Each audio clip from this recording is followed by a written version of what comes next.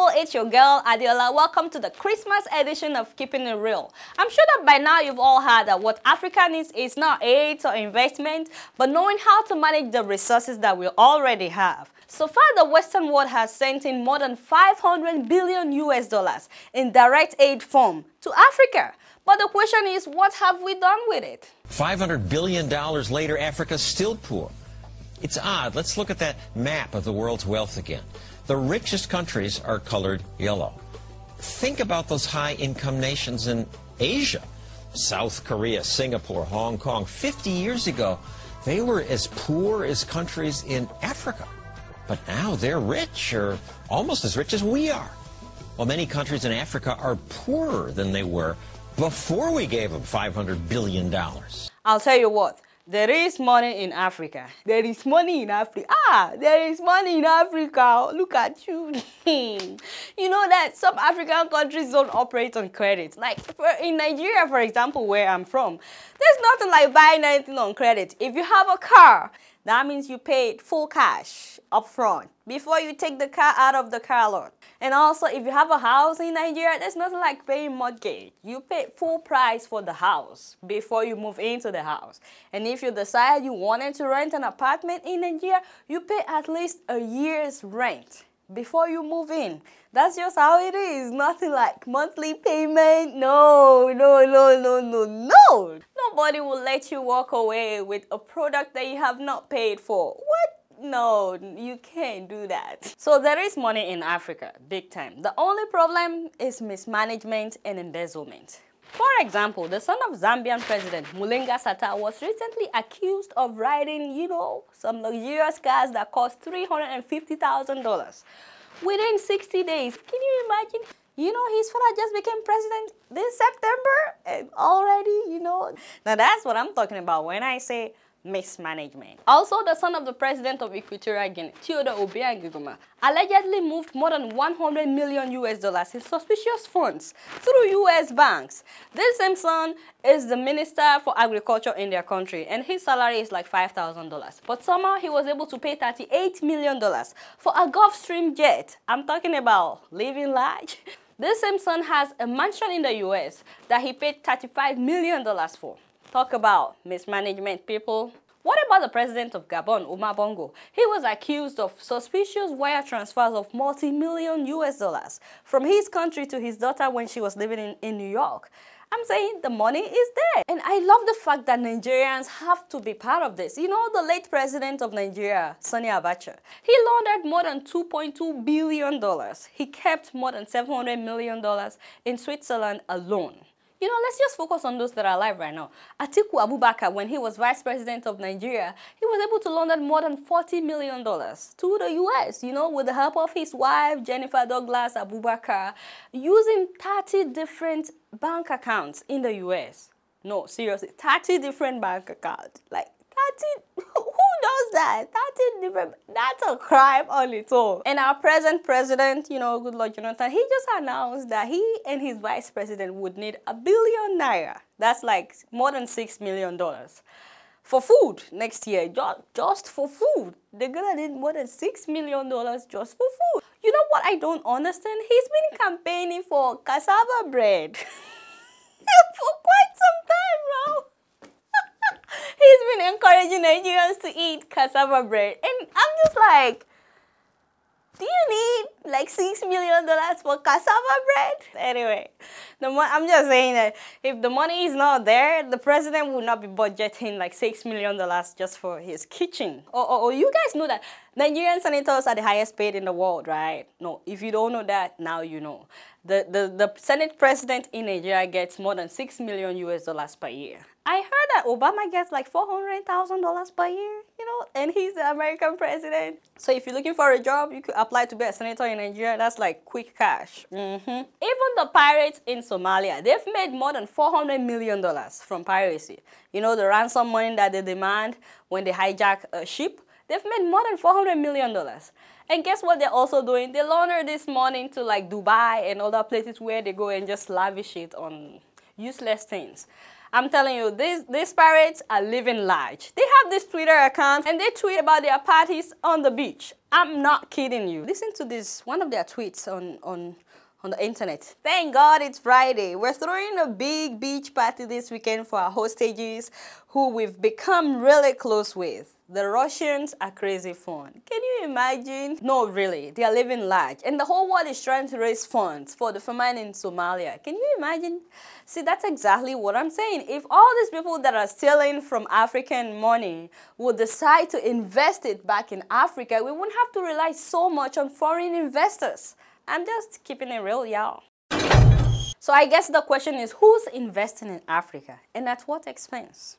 I'll tell you, the Chinese are investing in Africa big time.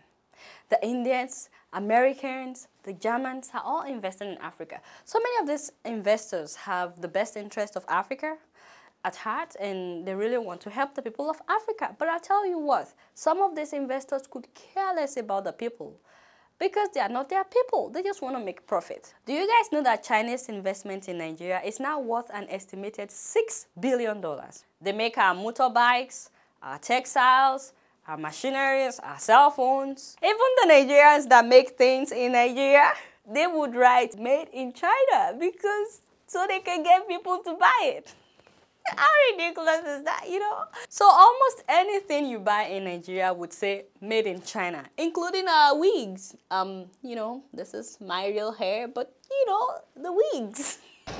With Christmas and New Year celebrations around the corner, hair salons in Lagos are getting busy. The look is not cheap, especially for some imported hair extensions, which easily sell from $50 to as much as $2,500.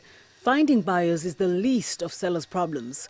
High demands for artificial or human hair has brought in Asian-based companies from as far as China and Japan to compete with long-established companies. These companies have invested millions of dollars in machinery and structures and produce everything from wigs and weaves to human hair. They make hair generators. Do you guys know how much Nigerians depend on generators?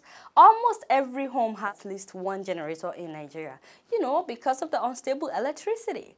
Can you imagine the billions of dollars they take out of Nigeria every year because of the generators that they bring in to Nigeria that pollutes the air and makes us depend more on crude oil? And the Nigerian government refused to fix the power problem because, you know, they make profit when these people bring in generators into the country. I'm just keeping it real. You know what? They are not just doing this in Nigeria. Take a look. But there are concerns that Chinese entrepreneurs are involved in illegal mining activities beyond the view of Ghana's regulatory regime, and locals say their share of the profits is shrinking.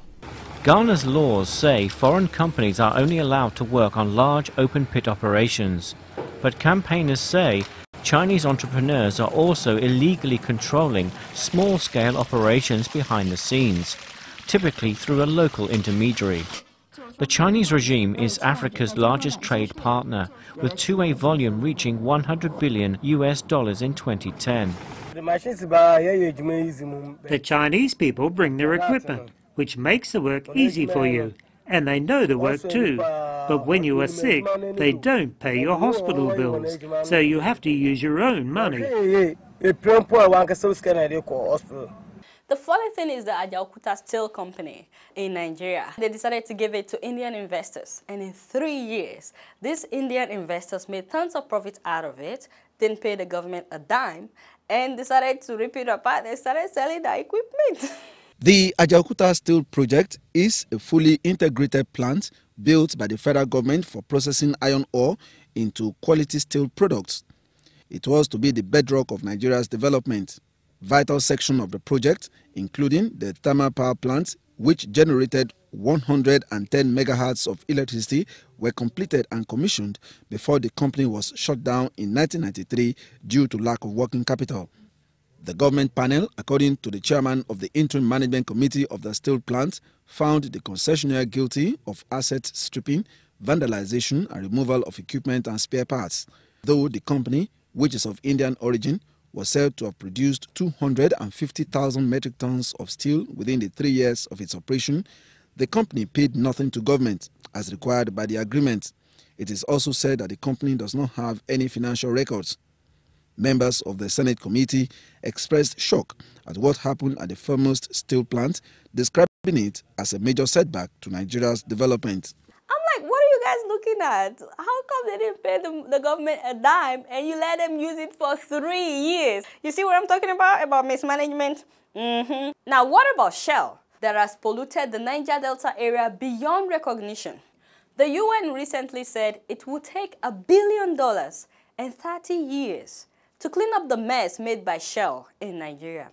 Shell believe in values, honesty, integrity, and respect for people.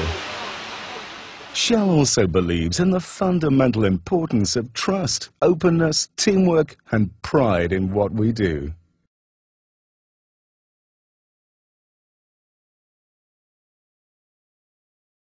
Shell believe in principles. All companies have a systematic approach to health, security, and environmental management. In order to achieve continuous performance improvement, we continually look for ways to reduce the environmental impact of our operations, products, and services.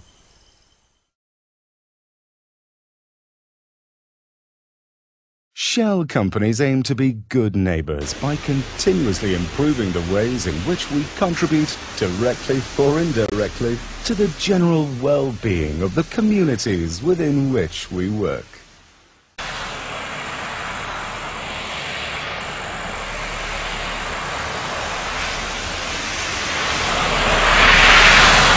And yet, the Nigerian government refused to revoke Shell's license to operate in Nigeria.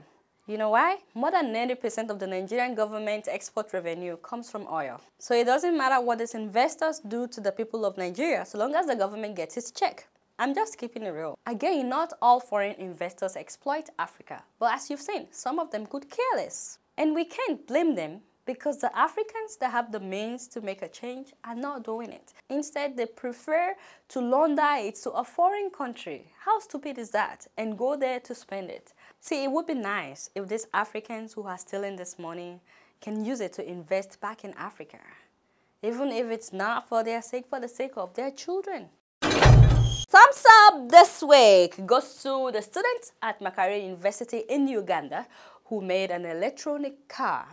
This two-seater uses batteries and travels about 40 miles per hour. Now they are embarking on making a 36-seater, which will run faster. How cool is that? Africans need to learn to rally around their inventors so that we can depend more on ourselves rather than having to import anything from outside. The thumbs down this week goes to the Sullivan Foundation, who recently gave awards to 2 former African presidents, Olusegun Obasanjo of Nigeria and John Kufuor of Ghana. And they also invited the president of Equatorial Guinea to the dinner. That's Theodore Obiang. I'm like, what? Okay, listen to what the award was for. The honorees were being recognized for championing human rights, democracy, good governance, poverty eradication, excuse me, and a commitment to solving Africa's ailing issues in economic development. Whoa, whoa, whoa, whoa, whoa! Sullivan Foundation, really? These are the people that you deemed fit to give this award to? Even the Mo Ibrahim Foundation withheld their African Leadership Prize for 2 years because no one was fit for the award. Now by force they make you give out award. I'm just keeping it real, yeah. Well, before I leave, I want to wish you guys a Merry Christmas with this song, Silent Night, by the Nigerian group called Style Plus. Silent night, holy night, all is bright, round your Virgin Mother and Child, holy infant, so tender and mild, sleep in heavenly peace, sleep in heavenly peace.